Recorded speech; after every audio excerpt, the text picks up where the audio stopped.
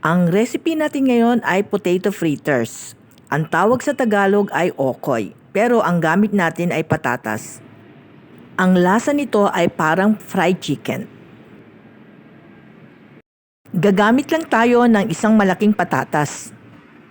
Hihiwain ng maliliit like small cubes. Lalagyan ng pampalasa tulad ng asin. Tansyahin nyo lang ang alat. Lagyan ng chili powder o paminta. Chicken powder.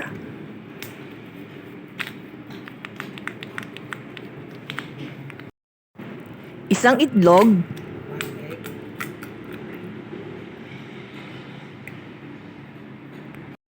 Konting cornstarch o gawgaw. Harina. Haluing mabuti hanggang kumapit ang mga sangkap sa patatas. Pwedeng magdagdag ng harina hanggang maging ganitong kalapot. Painitin ang mantika. Gamit ang kutsara, ihulog ang pinaghalong mga sangkap. Iprito sa katamtamang apoy.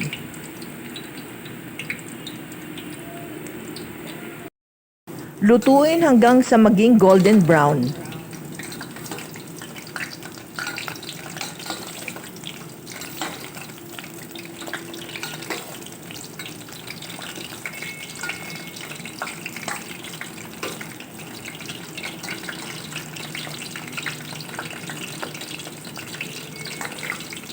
Amoy piniritong manok.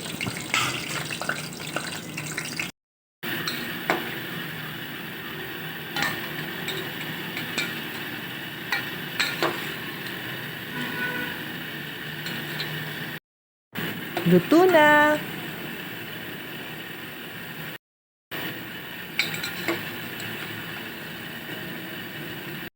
Pwedeng pang merienda o snack o pwede rin kainin sa kanin.